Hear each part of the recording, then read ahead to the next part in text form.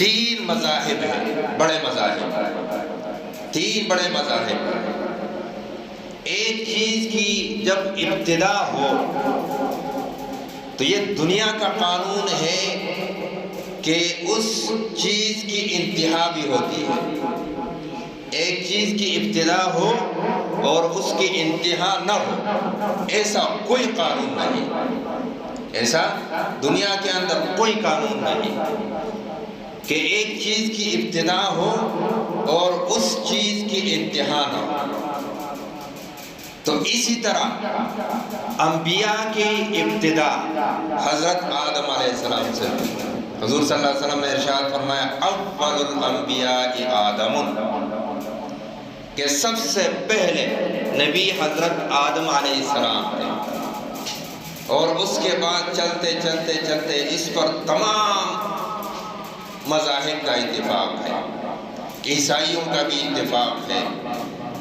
اور یہودیوں کا بھی اتفاق ہے کہ سب سے پہلے نبی حضرت آدم علیہ السلام تھے، حضرت آدم علیہ السلام تھے۔ یہ بات تو کنفرم ہو گئی کہ اس میں کسی کا اختلاف نہیں کہ سب سے پہلے نبی حضرت آدم علیہ السلام تھے۔ لیکن آئیے دیکھتے ہیں کہ آخری نبی کے بارے میں ان تمام مذاہب کے قوانین اور ان تمام مذاہب کے عقائد کیا ہیں۔ آسان لفظوں میں سمجھاؤں گا انشاءاللہ۔ حضرت موسیٰ علیہ السلام کے قوم کو یہودی کہا جاتا ہے، اور حضرت موسیٰ علیہ السلام کے اوپر جو کتاب نازل ہوئی اس کو تورات کہا جاتا ہے، ان کو تورات کہا جاتا ہے۔ حضرت موسیٰ علیہ السلام کے اوپر جو نازل کردہ کتاب ہے، یہ بات کنفرم ہے کہ یہودی حضور صلی اللہ علیہ وسلم کو مانے یا نہ مانے، وہ ان کا اپنا ایمان ہے، اپنا عقیدہ ہے،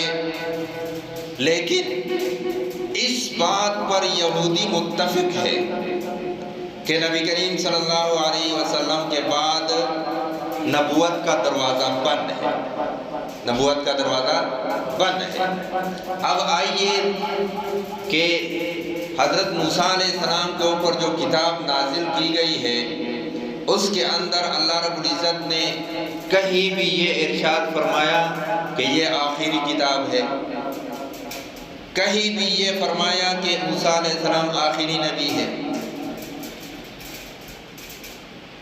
نہ موسیٰ علیہ السلام کے بارے میں اللہ رب العزت نے ارشاد فرمایا کہ یہ آخری نبی ہے، نہ موسیٰ علیہ السلام کی امت کے بارے میں اللہ رب العزت نے یہ فرمایا کہ یہ آخری امت ہے، اور نہ موسیٰ علیہ السلام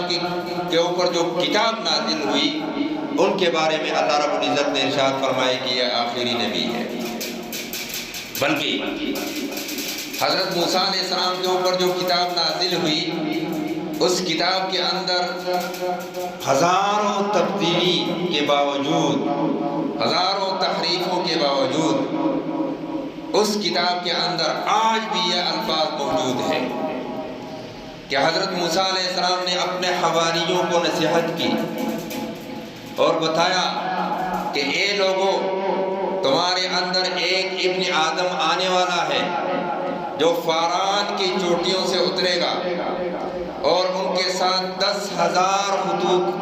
خطوطیوں کی جماعت ہوگی، 10,000 خطوطیوں کی جماعت ہوگی۔ تمام تورات کے شارحین انہوں نے اس الفاظ اور اس عبارت کی تشریح میں یہی لکھا ہے کہ اس